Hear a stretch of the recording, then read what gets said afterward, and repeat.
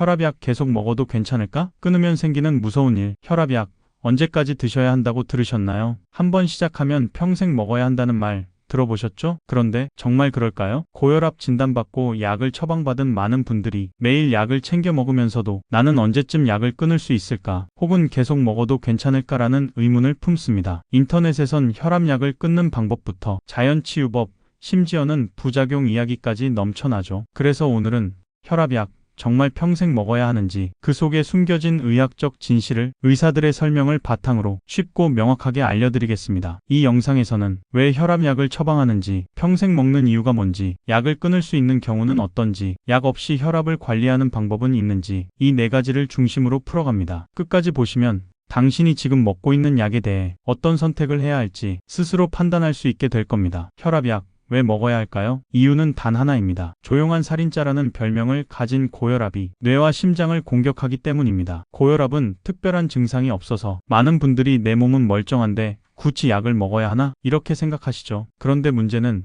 혈압이 높아진 상태가 오래 지속되면 혈관벽이 점점 약해지고 딱딱해지면서 결국 뇌졸중, 심근경색, 심부전 같은 치명적인 질병으로 이어질 수 있다는 겁니다. 이렇게 생각해 보세요. 물이 지나가는 고무호스가 있다고 할 때 물을 너무 세게 틀면 호스가 어떻게 되죠? 오래가면 갈수록 갈라지고 결국 터질 수도 있죠. 우리 몸의 혈관도 똑같습니다. 혈압이 높다는 건 그 혈관에 흐르는 압력이 너무 세다는 뜻이에요. 그걸 줄여주는 게 바로 혈압약입니다. 혈압약은 단순히 수치를 낮추는 약이 아닙니다. 당신의 뇌를 지키고 심장을 보호하고 10년, 20년 뒤의 삶의 질을 지키는 예방약입니다. 그래서 의사들은 단순히 숫자만 보고 약을 권하는 게 아니라 그 사람이 가지고 있는 위험 요소들, 나이, 당뇨, 고지혈증, 흡연 여부까지 다 고려해서 이 사람은 약을 먹어야 한다는 결정을 내리는 겁니다. 병원에서 혈압약을 처음 처방받을 때 이런 말 들어보셨을 겁니다. 이건 한번 시작하면 평생 드셔야 해요. 이 말 들을 때마다 마음이 참 무겁죠. 이제 난 약 없인 못 사는 몸인가? 내 몸이 그렇게 나빠진 건가? 그런 걱정 당연히 드실 수 있습니다. 그런데 이 말의 의미를 조금 다르게 이해할 필요가 있습니다. 의사들이 평생 드셔야 해요 라고 말하는 건 당신을 겁주기 위해서도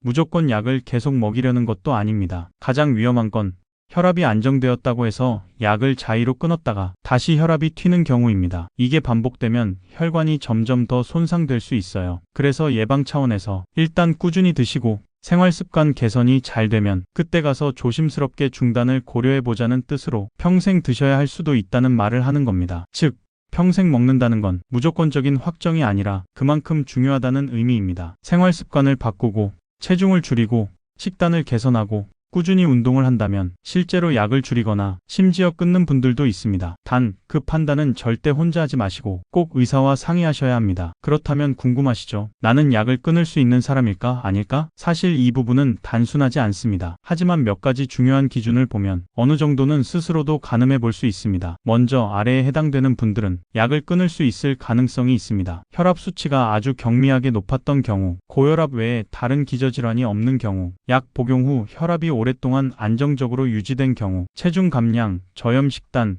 꾸준한 운동을 6개월 이상 실천한 경우, 1, 2종의 저용량 혈압약만 복용 중인 경우, 이런 분들은 의사의 지도 아래 천천히 약을 줄이거나 중단을 시도할 수 있습니다. 물론 이 과정에서도 혈압 측정은 철저하게 해야 하고 조금이라도 수치가 오르면 바로 조치를 해야 하죠. 반대로 아래에 해당되는 경우는 절대 자의로 약을 끊으시면 안 됩니다. 고혈압 진단 당시 수축기 혈압이 160 이상이었던 경우, 당뇨, 고지혈증, 심장질환 등 만성질환이 함께 있는 경우, 뇌졸중이나 심근경색 병력이 있는 경우, 약을 끊으면 바로 혈압이 튀는 경험을 한 경우, 복용 중인 약이 2, 3종 이상인 경우, 이런 경우는 혈관 손상이 이미 진행되었을 가능성이 크기 때문에 약을 중단하면 바로 위험 상황이 올 수 있습니다. 즉, 약을 끊을 수 있는지는 단순히 혈압 수치만이 아니라 전체적인 건강 상태, 과거 병력, 생활 습관까지 종합적으로 봐야 한다는 점 잊지 마셔야 합니다. 자, 그럼 약 없이도 혈압을 안정적으로 관리할 수 있을까요? 결론부터 말씀드리면 가능합니다. 다만 조건이 매우 까다롭고 철저한 노력이 필요합니다. 특히 약을 끊고 싶으신 분들이라면 다음의 5가지 생활습관 개선은 필수입니다. 1. 체중 감량. 가장 강력한 효과를 주는 방법입니다. 체중 1kg만 줄여도 수축기 혈압이 약 1mHg 떨어집니다. 특히 배 둘레가 많을수록 혈압이 더 높아지기 쉬우므로 복부 비만 관리가 핵심입니다. 2. 염분 줄이기. 소금 섭취가 많은 식습관은 혈압을 확실하게 올립니다. 하루 소금 섭취를 5g 이하로 줄이면 약 수준의 혈압 강화 효과를 볼 수 있습니다. 국물 요리 줄이기,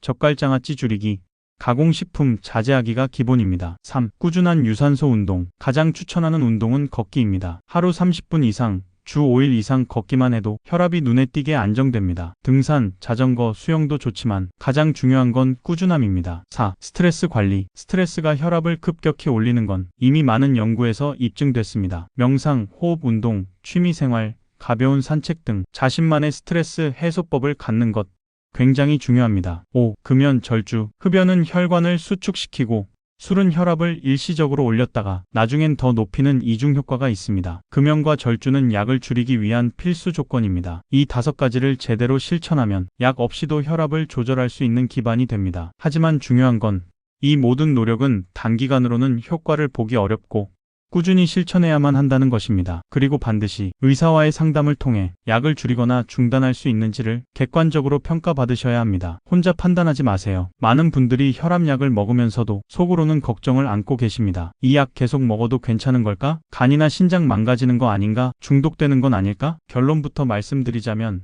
대부분의 혈압약은 오랜 시간 안전성이 입증된 약이며 중독되지도 않습니다. 다만 몇 가지 부작용이 나타날 수는 있고 그건 조절 가능합니다. 혈압약마다 종류가 다르기 때문에 부작용도 조금씩 다릅니다. 예를 들어 이뇨제 소변이 자주 마렵고 다리에 쥐가 날 수 있음, 칼슘 채널 차단제 얼굴이 붉어지고 발목이 붓는 경우, ACE 억제제 마른 기침이 생길 수 있음. 하지만 이런 증상이 나타난다고 해서 약을 끊는 것이 해답은 아닙니다. 다른 성분으로 교체하거나 용량을 조절하면 대부분 해결됩니다. 의사들은 한 가지 약을 평생 정해놓고 먹이려 하지 않습니다. 환자의 몸 상태에 따라 가장 적절한 조합을 계속 조정해가는 게 치료의 핵심입니다. 간과 신장 나빠진다는 오해, 이것도 많은 분들이 걱정하시는 부분인데요. 실제로는 반대입니다. 고혈압을 방치하면 오히려 신장과 심장에 더 큰 손상이 갑니다. 혈압약은 이 손상을 예방하는 역할을 하며 정기적인 혈액 검사를 통해 간 신장 기능을 체크하면서 안전하게 복용할 수 있습니다. 중독성에 대한 오해, 약을 오래 먹다 보면 약 없인 못 살게 된다. 이런 걱정도 많죠. 하지만 혈압약은 중독성 약물이 아닙니다. 그저 약을 끊었을 때 혈압이 다시 오르는 건 질병 자체가 완전히 해결되지 않았기 때문입니다. 오늘 영상에서 혈압약에 대한 오해와 진실, 그리고 약을 끊을 수 있는 조건까지 알아봤습니다. 혈압약은 단순히 수치를 낮추는 약이 아니라 당신의 뇌와 심장을 지켜주는 예방 도구입니다. 중요한 건 약을 먹는 것보다 약을 먹더라도 건강한 생활을 함께 실천하는 것, 그리고 혼자 판단하지 않고 꼭 주치의와 함께 결정하는 것, 이것이 결국 여러분의 건강을 오래 지키는 가장 확실한 방법입니다.